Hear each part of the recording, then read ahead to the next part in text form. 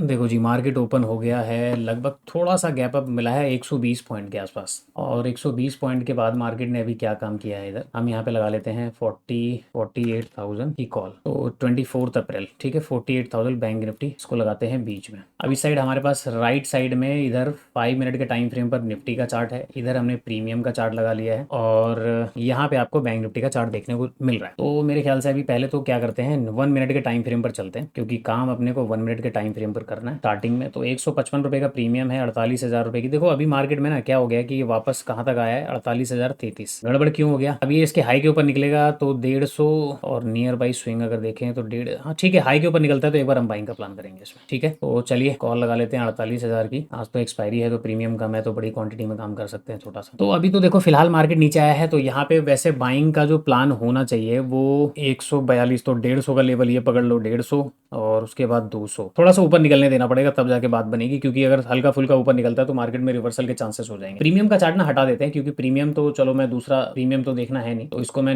यूं ही 2 चार्ट लगा देता हूँ। निफ्टी का चार्ट देखेंगे, चार्ट अपने को बड़ा दिखाई देगा। अच्छा, निफ्टी के अंदर क्या हो रहा है, निफ्टी ओपन होते ही नेगेटिव हो रहा है। देखो अभी अगर ये इसके नीचे निकल जाएगा तो फिर ट्रेड वगैरह करना थोड़ा सा मुश्किल होगा, फिर तो हम रिवर्सल पे ही ट्रेड प्लान कर सकते हैं, क्रॉस करेगा तभी। निफ्टी अपने यहाँ से रेजिस्टेंस लेता हुआ नीचे की तरफ आ रहा है, कैसे प्लान बनाना है वो मैं आपको बताता हूँ। तो चलिए अभी चलने देते हैं, अभी तो खैर मार्केट सपोर्ट के आसपास है, तो अभी रिवर्सल हो सकता है मार्केट के अंदर। तो मेरे ख्याल से तो देखो 200 220 से ऊपर तो बाइंग करना थोड़ा सा डेंजरस है, क्योंकि मार्केट कुछ इस तरीके से कर सकता है कि ऐसा करके जाए और फिर नीचे की तरफ आ जाए, ये एक मामला हो सकता है। फिलहाल जो सेलर बैठे हुए थे मार्केट ने, हाँ तो डे हाई के ऊपर एक बार रिस्क लेंगे थोड़ा सा, क्योंकि रिस्क तो देखो लेना पड़ेगा। तो डे हाई के ऊपर निकलता है तो एक बार रिस्क लेंगे, क्योंकि जो सेल करके बैठे हुए हैं तो मे भी मार्केट उनको परेशान करना शुरू करते। तो लेकिन सबसे अच्छा क्या होगा कि 200 220 को निकालेगा ना, तो जाके फिर इनको थोड़ा सा भय लगने लगेगा, तो उस हिसाब से प्लान करते हैं कि क्या होता है। तो चलिए, निफ्टी ने अपना स्विंग का रेजिस्टेंस लेके नीचे की तरफ आना शुरू किया हुआ, तो अभी आने देते हैं, देखते हैं। अभी तो फिलहाल देखो आंख बंद करके काम करना नहीं, क्योंकि जिस हिसाब से मार्केट है तो सेलिंग सेलिंग तो डेली डेली करना ठीक नहीं है, और वैसे भी ये सेटअप के अंदर आता नहीं है। तो अभी देखिए अब ओवरऑल मार्केट का जो स्ट्रक्चर इस हिसाब से चल रहा है, तो इसके ऊपर अगर निकलता है तो एक छोटा सा रिस्क हम डैम श्योर लेंगे इसके अंदर, ठीक है। तो मुझे यहाँ पे चाहिए प्रीमियम, वो मेरे को अच्छे खासे यहाँ पे प्रीमियम मिल जाना चाहिए लगभग। अब यहाँ पे इंतजार तो करना ही पड़ेगा, 48,100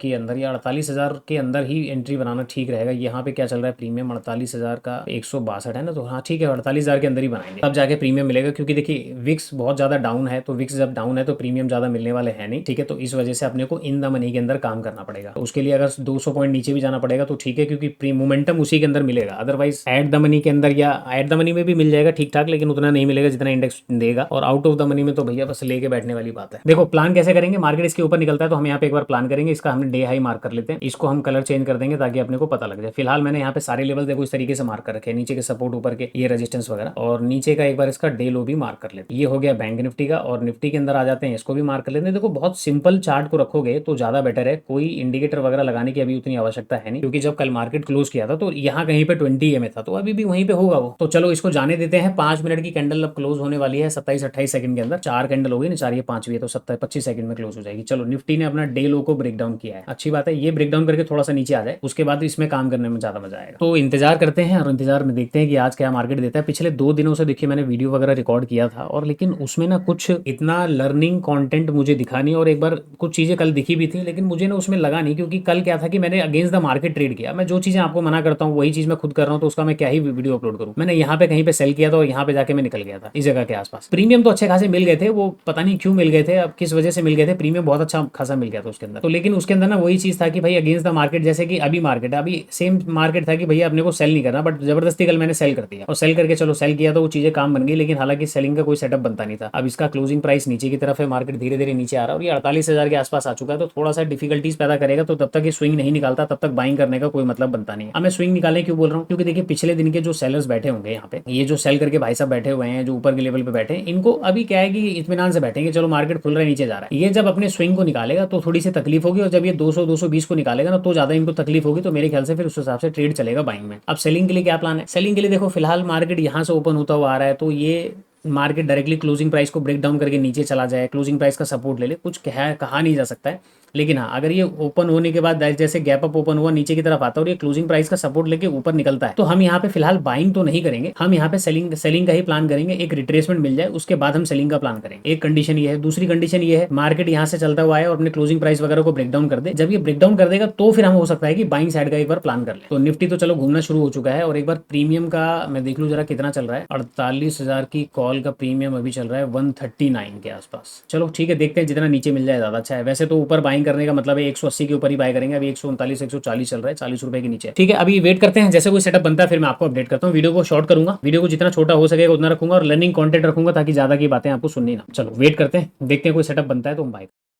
देखिए मार्केट थोड़ा सा घूमा हुआ है और 48,082 का एक रेजिस्टेंस है, उसके ऊपर निकलता है तो हम यहाँ पे एक बार बाइंग साइड का प्लान करेंगे। और निफ्टी ने ठीक ठाक 5 मिनट की कैंडल ठीक ठाक क्लोज की है। तो ये देखो 5 मिनट की कैंडल अगर मैं आपको दिखाऊं निफ्टी का, तो कुछ इस टाइप का कैंडल आपको दिख रहा है। तो इसकी बॉडी के नीचे अगर निकलता है तो फिर थोड़ा सा निफ्टी नेगेटिव होगा, तो मेरे ख्याल से फिर थोड़ा बहुत सेलिंग देखने को मिल सकता है। ठीक है ना। अगर ये 22,000 देखो, ये जो मैंने आपको मार्क कर देता हूँ इसका ये वाला लेवल, यानी कि इसके नीचे निकलता है तो यहाँ से मार्केट थोड़ा सा नेगेटिव हो जाएगा। और इसका एक रेजिस्टेंस है 48,082 का, भी 59 के आसपास चल रहा है, तो ये 82 के ऊपर निकलता है तो फिर हम यहाँ पे एक बार प्लान करेंगे कॉल साइड में, तो मे भी एक मोमेंटम अपने को देखने को मिले। फिलहाल तो देखो अभी ये नेगेटिव है, जब तक ये 82 के ऊपर नहीं निकलता है तब तक तो नेगेटिव है। फर्दर अगर इसके नीचे जाएगा तो फिर तो अभी कोई सेलिंग का मूड है नहीं। तो क्या करेंगे, प्रीमियम का चार्ट देखते हैं और यहाँ पे एक बार अपना एंट्री बनाने का प्लान करते हैं। चलो भाई, जब तक ये ऊपर नहीं निकलेगा तब तक कोई बात है नहीं, निफ्टी निकल जाएगा तो वेट करेंगे। चलो जी वेट करते हैं, जैसे कोई एंट्री बनती है मैं आपको फिर से अपडेट करता हूँ।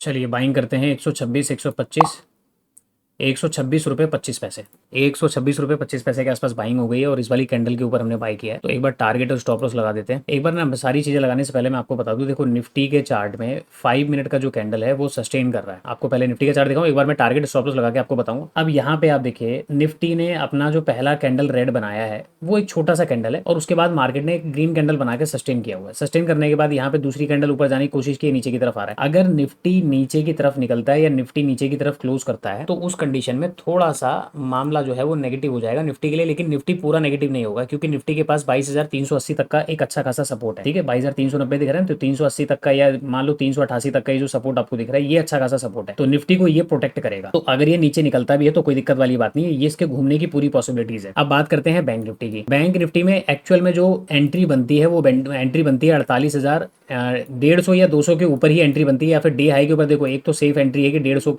यानी कि 200 220 के ऊपर लिया जाए, एक सेफ एंट्री है कि चलो उसके अलावा दूसरा सेकंड रहेगा कि हम जो डे हाई मार्केट ने बनाया, डे हाई का हम एंट्री इसके ऊपर बनाए।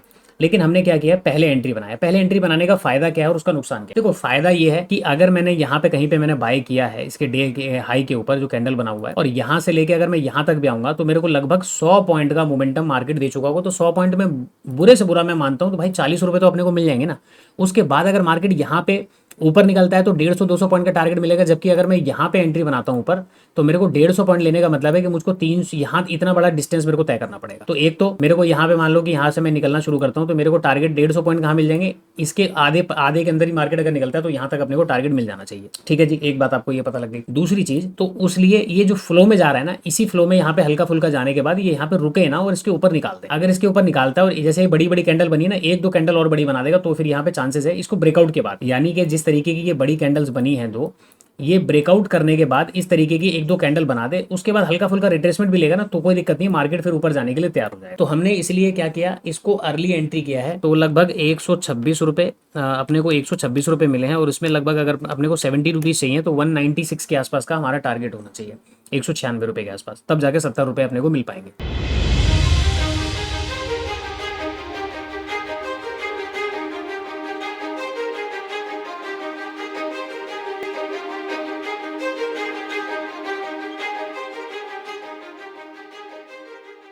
तो देखो ट्रेड में कॉल साइड का क्या लॉजिक था, कॉल साइड क्यों एंट्री बनाया, और मेरा जो एंट्री प्लान था वो था डे हाई के ऊपर।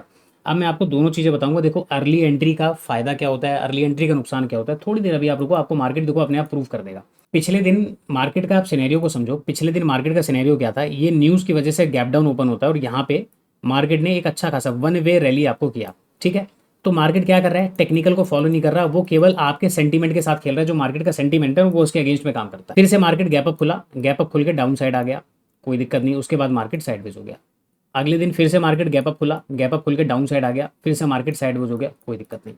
अब एक बात ध्यान रखिए, जब भी मार्केट में कोई ट्रेंड ऐसा चलता है और चलने के बाद नीचे के जो बायर अगर बैठे हुए हैं वो सेफ बैठे हुए हैं ना, देखो ये बायर अपना प्रॉफिट बुक कब करते करेंगे या इनको दिक्कत कब होगी, जब मार्केट इस वाले स्विंग के नीचे निकलना शुरू करेगा ना, इस वाले स्विंग के नीचे या इस वाले स्विंग के नीचे आएगा, तो ये लोग अलर्ट हो जाएंगे। ये लोग यहाँ पे क्या करेंगे, प्लानिंग कर लेंगे कि हाँ भाई अपने को निकलना है। तो यहाँ पे एक बात समझ में आ गई कि इनको दिक्कत तब तक नहीं है जब तक मार्केट ऊपर के लेवल पे है। अब दिक्कत है किसको, ऊपर अगर आप देखोगे 48,500 ये एक इंपॉर्टेंट लेवल है। मार्केट में ऊपर और नीचे दोनों तरफ शॉर्ट करके बैठे हैं, तो यहाँ पे ये लेवल बनेगा। अगर आप ध्यान रखना कि अगर मार्केट ने 48,200 250 से रिवर्सल हो गया ना, तो फिर मार्केट कहीं नहीं जाने वाला, ना मार्केट गिरेगा ना मार्केट उठेगा, वो वापस मार्केट क्या करेगा, एक रेंज पकड़ लेगा, उस रेंज के अंदर चलता रहेगा। ये चीज़ आपको समझ में आ गई। अब आज हमने कॉल साइड एंट्री क्यों बनाया, कॉल साइड एंट्री बनाने का सिंपल सा रीजन था कि 2 दिन से मार्केट एक पैटर्न को फॉलो कर रहा है, गैप अप खुल के डाउन, गैप अप खुल के डाउन और साइडवेज, ये 2 पैटर्न को फॉलो कर रहा है। अभी क्या था, आज अगर फिर से मार्केट गैप अप खुला, कंडीशन ये थी कि देखो या तो बड़ा गैप अप खुलता तो अपने को वन साइडेड मोमेंटम मिल जाता, लेकिन मार्केट ने क्या हुआ, ना तो गैप अप खुला ना गैप डाउन खुला, और एकदम स्लाइडली मार्केट इस वाले जोन के आसपास कहीं पे खुलता है, हल्का सा करेक्शन किया, और करेक्शन करने के बाद अब चलते हैं 1 मिनट के टाइम फ्रेम, 5 मिनट के टाइम फ्रेम पर चलो। पहले तो 5 मिनट में समझा दूँ। 5 मिनट के टाइम फ्रेम पर अगर आप देखोगे, कैंडल का स्ट्रेंथ देखो, डेली के मुकाबले आज 100 पॉइंट की कैंडल भी नहीं बनी होगी, 108 पॉइंट की कैंडल बनी है।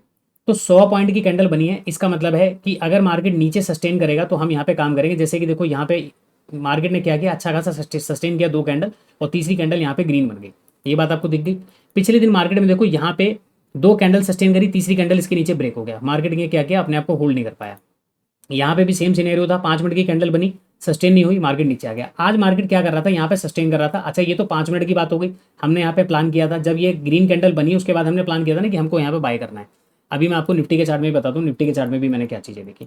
अब उसके बाद अगर 1 मिनट के टाइम फ्रेम पर आ जाऊँ, तो मार्केट में गैप अप खुलते ही हल्का फुल्का ऊपर जाने के बाद एक रेड कैंडल बन गया। रेड कैंडल बनने के बाद इसका मतलब तो साफ है कि भाई इसके ऊपर तो अपने को बाय करना है, ये तो हमारा जोन था बाइंग का जोन कि यहाँ पे हम बाय करेंगे। लेकिन धीरे धीरे करके जब सेलिंग कैंडल आ रही है, ये सेलिंग कैंडल यहाँ पे देखो मार्केट किस तरीके से नीचे की तरफ आया, ये अभी भी आने के बाद ना अपने डे लो के नीचे कोई भी कैंडल क्लोज नहीं कर पा रहा। इवन मार्केट में एक रिट्रेसमेंट लेने के बाद यहाँ से मार्केट ऊपर गया, तो आपको एक पैटर्न भी दिख रहा होगा, डब्ल्यू टाइप का कुछ पैटर्न यहाँ पे फॉर्म हुआ है। ठीक है, अब ये डब्ल्यू पैटर्न को कैसे ट्रेड करते हैं कैसे नहीं करते हैं, जो हमारे ग्रुप के अंदर यहाँ पे जो लोग हम जो भी अभी हमारा फर्स्ट बैच या अभी हमारा चल रहा था या जो सेकंड बैच है उसके अंदर या तो उनको पता होगा, या फर्स्ट बैच वालों को हमने बताया कि डब्ल्यू पैटर्न को कब ट्रेड करना है। नहीं, अब वो बात अलग है कि उनको याद हो ये चीज़ें या नहीं हो, उसकी कोई बात नहीं कह सकते लेकिन हाँ, हमने इस कॉन्सेप्ट पे बात किया हुआ है। दूसरी चीज़, मार्केट में यहाँ पे आपको एक चीज़ समझनी पड़ेगी कि देखो नीचे की तरफ अगर मैं बायर की बात करूँ तो बायर को दिक्कत कहाँ होगी, अभी मैंने थोड़ी देर पहले बताया ना, इन बायर को दिक्कत क्या होगी। देखिए ओवरऑल मार्केट में यहाँ पे सेलिंग हुई है, सेलिंग होने के बाद मार्केट क्या कर रहा है, जैसे कि वापस यहाँ पे सेलिंग हुई, मार्केट ऊपर जाके यहाँ पे जाके क्लोज किया, कहीं ना कहीं 48,000 के नियर बाई नीचे क्लोज किया है, और 2 दिन से मार्केट गैप अप खुल के नीचे आ रहा है। तो बायर को ना थोड़ा सा डर तो लगेगा कि ऐसा ना हो कि 2 दिन से गैप अप आज गैप डाउन खुल जाए। वो क्या करेगा, अपनी पोजीशन को मेजर बना के नहीं जाएगा, अकॉर्डिंग टू मी वो इतनी जल्दी पोजीशन नहीं बनाने वाला। वो क्या करेंगे, तो सेलिंग में बनी हुई है। अब जो बायर हैं उनके पास उतनी अच्छी खासी पोजीशन है नहीं, और जो अगर पोजीशन है भी, उन बायर को तब दिक्कत होगी जब इस दिन का स्विंग नीचे की तरफ लो ब्रेक होता है तब। लेकिन मार्केट को देखो कितना बड़ा ट्रैवल करके यहाँ पे आना पड़ेगा, ब्रेक डाउन करना पड़ेगा, तब जाके मार्केट में आपको फिर डाउन साइड का मोमेंटम मिलेगा। तो बेटर क्या है कि इसके ऊपर जितने कॉल राइटर है नियर बाई 48,100 48,200 48,300 कम से कम उनको तो निकाला जाए। उसको निकालने के पीछे हम लोगों ने यहाँ पे क्या किया, कॉल साइड का प्लान किया, फिर हमने कैंडल्स को देखा, मार्केट के सपोर्ट को देखा, वो आइडेंटिफाई किया। दूसरी चीज़ मैंने आपको एक चीज़ और बताई थी, ये ध्यान, अब वापस आ जाओ कैंडल पे। मैंने आपको बताया ना, ये जो बड़ी बड़ी कैंडल बनती है, ये कैंडल इस रनिंग में बने, जैसे कि मार्केट यहाँ से गया और यहाँ पे जाने के बाद देखो मार्केट ने कैंडल बनाया, ये कैंडल बनाया। अभी आपको मार्केट नीचे आता वो दिख रहा होगा, लेकिन थोड़ी देर में मार्केट आपको प्रूव कर देगा अपनी इस कैंडल का मतलब क्या होता है। ये जो कैंडल है जिस जगह पे बनी है ना, ये जोन इंपॉर्टेंट होता है। देखो ये कैंडल आपको दिन में कई जगह दिखेंगी, जैसे यहाँ पे भी दिखी, मैंने इसको नहीं मानता, मार्केट में यहाँ दिखेगी, मैं नहीं मानता, इसका अपना एक जोन होता है। अब यहाँ पे क्या हो गया, जब ये कैंडल यहाँ पे फॉर्म हुई तो एक कंफर्मेशन था कि चलो ये पैटर्न का इसने फॉर्मेशन दिया, उसका रीटेस्ट किया, रीटेस्ट करने के बाद वापस मार्केट चलना शुरू कर दिया। लेकिन जब ये छोटा छोटा कैंडल बना के जा रहा था ना, तो मैं ये नहीं चाहता, मैं चाहता था कि जब ब्रेकआउट हो ना, तो ब्रेकआउट पे ऐसा बड़ा कैंडल बने, या फिर मैंने दूसरी बात बताई कि ब्रेकआउट के ऊपर, यानी कि जो डे हाई है इसके ऊपर कोई बड़ा कैंडल बनता है, एक भी कैंडल बन गया ना, तो मैं समझूंगा कि काम हो जाएगा। क्या बताया था, या तो इतना बड़ा एक कैंडल बन जाए या फिर इतने बड़े बड़े 2 कैंडल बन जाए। मार्केट ने क्या किया, यहाँ पे एक हुबहू आके देखो, लगभग ये इतना बड़ा कैंडल जो यहाँ पे बना है, सेम टू सेम इतना बड़ा कैंडल यहाँ पे बना है। ठीक है, अब मार्केट ने इतना बड़ा कैंडल बना दिया ना, तो इसका मतलब है कि ये ट्रेंड जो है वो स्टेब्लिश हो चुका है फिलहाल के लिए। देखो आधे घंटे बाद मार्केट गिर जाएगा, मैं उसकी बात नहीं कर रहा हूँ, लेकिन हाँ, अगर मैंने अपना टारगेट लगाया है 150 पॉइंट का, 200 पॉइंट का, 250 पॉइंट का, तो फ्लो में ये मार्केट अभी इतना गिरने वाला नहीं है। जैसे ये नीचे आ रहा है, रिट्रेसमेंट ले रहा है, यहाँ से भी लेगा तो ये वापस ऊपर, इसको जाना ऊपर ही है। अभी ये फिलहाल नहीं रुकने वाला, क्योंकि मैंने आपको लेवल बता दिया। देखो 48,200, ये 48,200 से 48,220 का लेवल अगर निकालेगा तो फिर से बड़ी बड़ी कैंडल आपको बनाता हुआ दिखेगा। तो इसका मतलब है कि मार्केट में फिर ये मोमेंटम जो है वो फ्लो के अंदर चलेगा। ठीक है, फ्लो के अंदर चलेगा। तो ये चीज़ें थी। तो देखो हमेशा जब ट्रेड पे हम एंट्री बनाते हैं तो बहुत छोटी छोटी सी चीज़ों को देखकर अपना एक व्यू डिसाइड करते हैं कि मार्केट में करना क्या है।